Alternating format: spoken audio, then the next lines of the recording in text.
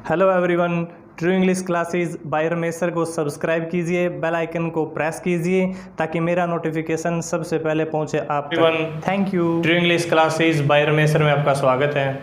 और दोस्तों, जैसा कि आप सभी को पता है, we have completed all the chapters of navy and air force and from today we are going to start practice set for both navy and air force. आज से हम प्रैक्टिस सेट शुरू करने जा रहे हैं नेवी और एयरफोर्स के लिए। आज हम प्रैक्टिस सेट शुरू करेंगे 1 और इसमें कुछ क्वेश्चंस ऐसे हैं जो मैंने खुद सेट किए हैं, लेकिन कुछ क्वेश्चंस ऐसे भी हैं जो मेमोरी बेस्ड हैं, जो पीछे नेवी में आए हैं या एयरफोर्स में आए हैं। तो ऐसे 20 क्वेश्चंस की हम बात करेंगे इस वीडियो में। तो लीजिए शुरू करते हैं अपनी आज की वीडियो। तो जो पहला क्वेश्चन यह मैंने लिखा है, I prefer coffee dash T. I prefer coffee dash T, और 4 आपके सामने ऑप्शन है जिनमें से हमने सेलेक्ट करना है देन, टू, फॉर, विद। अब देखो प्रेपोजिशन है ये, तो बताना है कि कौन सा वर्ड फिट बैठेगा। पहले आप देख सकते हैं खुद भी, आपको ये आता है या नहीं।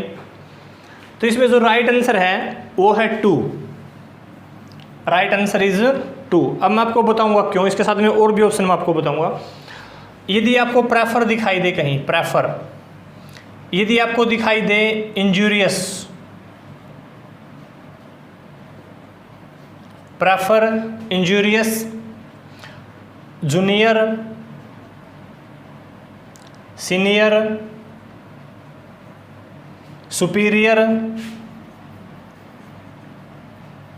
इन्फीरियर, की, और 2 वर्ड और हैं एक्सटीरियर एंड इंटीरियर।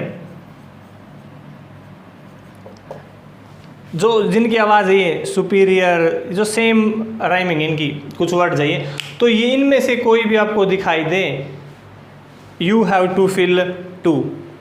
या मैंने सिर्फ प्रेफर की बात नहीं की है, और भी आपको बताए हैं जिनके साथ आप टू का यूज़ कर सकते हैं। इसको आप ट्रिक भी मान सकते हैं, कुछ भी समझो, लेकिन इन सभी के साथ आपने टू का यूज़ करना है। दोबारा फिर, injurious, junior, senior, superior, inferior, की, एक्सटीरियर, इंटीरियर, इन सभी के साथ आपने किसका यूज़ करना है? टू का यूज़ करना है। Smoking is injurious to health, he is junior to me, he is senior to me. इस प्रकार की हर जगह आपने किसका यूज़ करना है? टू का यूज़ करना है। तो एक अपना कंप्लीट है। दूसरा, I dash a new cycle last week. Last, ठीक है। तो ये वर्ड है जो ट्रिक के द्वारा हमने पकड़ना है, लास्ट। चाहे लास्ट वीक की बात है, चाहे लास्ट नाइट की बात है, चाहे यस्टरडे की बात है, एगो की बात है, लॉन्ग एगो की बात है, तो हम उसको पास्ट इंडेफिनेट मानते हैं। और पास्ट इंडेफिनेट में यदि सेंटेंस सिंपल है, जिसमें नोट नहीं है, इंटरोगेटिव नहीं है, सिंपल है, तो हम सेकंड फॉर्म का यूज़ करते हैं। तो अब इनमें देखो भाई, सेकंड फॉर्म कौन सी है? एक ही है सेकंड फॉर्म इनमें। बाय की कौन सी है? बोट। तो हम किसका यूज़ करेंगे यहाँ? यहाँ हम फिल करेंगे बोट, BOUGST। दोबारा फिर मैं आपको बता रहा हूँ, यदि आपको दिखाई दे लास्ट, ठीक है, एगो, लॉन्ग एगो, यस्टरडे, ठीक है, और कोई भी पास्ट सन, जैसे इंडिया कब फ्री हुआ था, इंडिया बिकेम फ्री 1947, पुराना कोई सन दिखाई दे, तब आपने सेकंड फॉर्म का यूज़ करना है, यदि सिंपल सेंटेंस है तो। ये जो प्रैक्टिस सेट है आपको सोल्व भी करवा रहा हूँ साथ में मैं, लेकिन जो ट्रिक्स बनती हैं या जो रूल बनता है वो भी आपको समझा रहा हूँ साथ में। तो मैंने सेकंड फॉर्म यहाँ बताई है, सेकंड फॉर्म आप फिल करनी है, लेकिन साथ में और भी मैंने आपके सामने ऑप्शन रख दिए जिनमें आप सेकंड फॉर्म का यूज़ कर सकते हैं, जैसे यहाँ टू का। अब हम बात करेंगे क्वेश्चन नंबर 3, और जो 3rd क्वेश्चन है, to meet both ends meet. इसमें हमने एक इडियम्स है, इसका मीनिंग बताना है कि इनमें से राइट कौन सा है। To meet both ends meet का मतलब पता होना चाहिए आपको क्या है। तो मैं आपको बता रहा हूँ बेसिक सा एक इडियम्स है, और बेसिक ही नेवी और एयरफोर्स में इडियम जो बेसिक हैं वो ज़्यादा इंपॉर्टेंट है। To meet both ends meet का मतलब होता है जो आपकी आजीविका है उसी में अपना गुजर बसर करना, उसी में अपना काम चलाना। तो इनमें से देखो, लिव लेविसली, लिव लग्जरियसली ये भी नहीं है, live within his income, अपनी जो इनकम है उसके हिसाब से ही काम चलाना, बिलो पॉवर्टी नहीं है। तो इसका जो राइट आंसर है live within his income, अपनी इनकम से ही काम चलाना is called to meet both ends meet. आपने याद रखना ये। नेक्स्ट है हिट द नेल, इंपॉर्टेंट है ये। Hit the nail on the head, nail को कहाँ हिट करना, सिर में हिट करना। तो 4 ऑप्शन इनमें से बताना है। टच एग्जैक्ट पॉइंट, यही इसका राइट आंसर है, यानी जो चोट है वो एग्जैक्ट पॉइंट पे ही करना, जहाँ रियल में गड़बड़ है उसी पॉइंट पे चोट करना क्या कहलाता है, टच करना एग्जैक्ट पॉइंट को, जो रियल में पॉइंट है उसी को टच करना क्या कहलाता है, hit the nail on the head. Antonyms बताना है भाई, ट्रांसपेरेंट, जिसके आर पार देखा जा सके, लेकिन इसका जो राइट, इसका उल्टा बताना हमने विपरीतार्थक, ओपेक। ठीक है, ये आसान था। एंटोनिम्स ऑफ ब्रेवरी, ब्रेवरी होता है बहादुरी, और कावर्डिस होता है कायरता। ठीक है, तो ये इसका आसान है। Although she works hard dash she fails, तो आसान है ये, क्यों इसमें येट आएगा ये भी मैं आपको बताऊंगा। इसमें येट फील करेंगे, क्यों येट फील करेंगे, यदि आपको दिखाई दे आल्दो, ठीक है, तो उसके बाद किसका यूज़ किया जाता है, कौन से कंजक्शन का यूज़ किया जाता है, येट। ठीक है, आपको दिखाई दे लेस्ट, तो मॉडल जाता है एक शुड। यदि आपको दिखाई दे आइदर, तो आपने यूज़ करना है और। आपको दिखाई दे नाइदर, तो आपने यूज़ करना है नोर। आपको दिखाई दे बोथ, तो आपने यूज़ करना है and. Question number 8, the prizes were dash away by the mayor, यानी जो प्राइजेज हैं वो किसके द्वारा डिस्ट्रीब्यूट किए गए, मेयर के द्वारा। तो पहली चीज़ जो बच्चों के द्वारा नोट करने की है वो ये है कि ये sentence is in passive voice, और पैसिव वॉइस में we use always third form, क्योंकि देखो काम किसके द्वारा किया गया, बाय द मेयर। तो पहली बात तो ये है, इसमें थर्ड फॉर्म का यूज़ होगा, और इनमें थर्ड फॉर्म सिर्फ एक ही है गिवन, तो आंसर इसका बिल्कुल आसान है। और भी मैं चीज़ आपको इसमें समझाऊंगा। तो इसमें हम यूज़ करेंगे गिवन, प्राइजेज वर गिवन। अब आपने एक चीज़ और नोट करनी है, is am are was were, इनके बाद 2 ही चीज़ें यूज़ की जा सकती हैं, या तो फर्स्ट प्लस आईएनजी या फिर वर्ब की थर्ड फॉर्म। तो इनमें देखो आईएनजी तो है ही नहीं किसी के साथ में, और थर्ड फॉर्म सिर्फ एक ही है, वही है गिवन। दोबारा फिर is am are was were के बाद 2 ही चीज़ें यूज़ की जा सकती हैं, फर्स्ट प्लस आईएनजी या वर्ब की थर्ड फॉर्म। अब इनमें फर्स्ट प्लस आईएनजी किसी में है ही नहीं, वर्ब की थर्ड फॉर्म एक है, वही राइट आंसर है, और ये वैसे भी पैसिव वॉइस में था।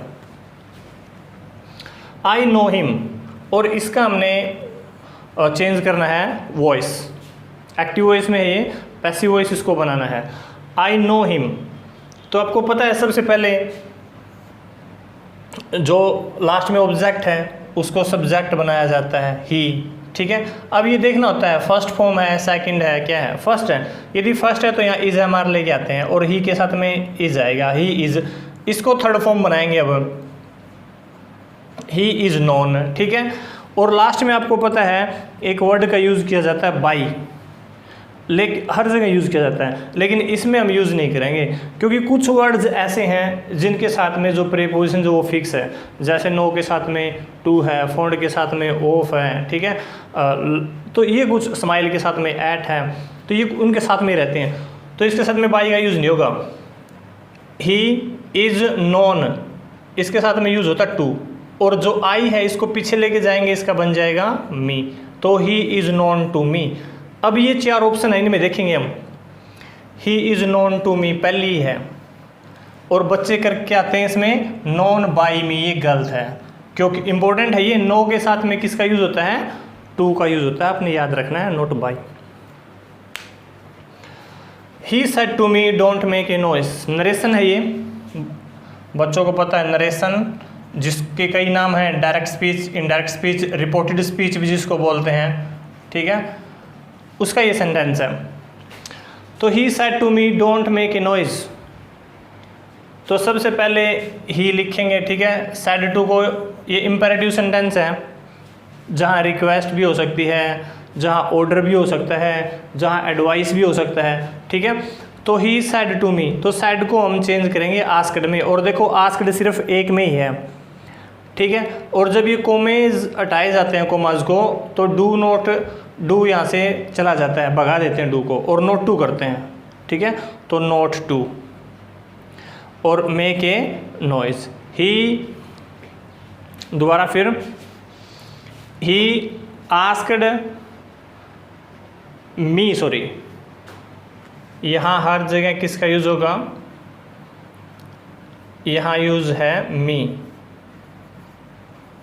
ही आस्क्ड मी, तो ये इसका आंसर है, he asked me not to make a noise. Do not की जगह किसका, नॉट टू, और टू के बाद ऑलवेज यूज फर्स्ट फॉर्म, ये आपने ध्यान रखना है।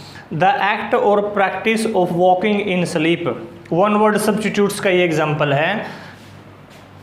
एक ऐसा वर्ड इनमें से ढूंढना है जो इसके लिए सूटेबल है। वो काम जिसमें बंदा चलता है स्लिप में, एक ऐसी आदत जिसमें स्लिप में सोए हुए चलता रहता है, वो, उसको हम क्या बोलते हैं, फाल्ट बोलते हैं, नो। क्या उसको हम सोलिलुक क्यों बोलते हैं, नो। सैडिस्ट नहीं, सैडिस्ट तो वो बंदा होता है जो दुखों में आनंद आए जिसको, तो ये है सोमनाब्यूलिज्म। आसान है, सोना, स्लिप, और शुरू में ही लिख रखे है सोमना, एम को एक बार हाथ रख के एम के ऊपर, तो सोना, ठीक है। स्लिप की जो आदत है, शुरू में कौन सा वर्ड मिलेगा, सोमना। बात करने जा रहे हैं question number 12, choose the correct spelled word.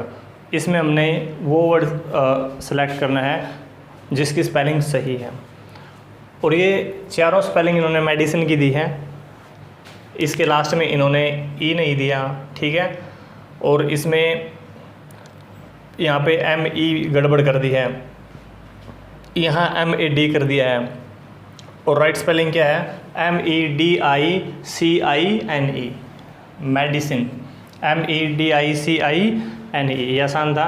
I shall proceed dash him, यानी मैं उसके विरुद्ध जाऊँगा, उसके विरुद्ध कार्रवाई करूँगा मैं, प्रोसीड, तो इसका मतलब होता है अगेंस्ट, याद रखना है, प्रोसीड अगेंस्ट। नेक्स्ट है, it is dash unit of measurement, ये एग्जाम्पल है, आर्टिकल का एग्जाम्पल है, ठीक है।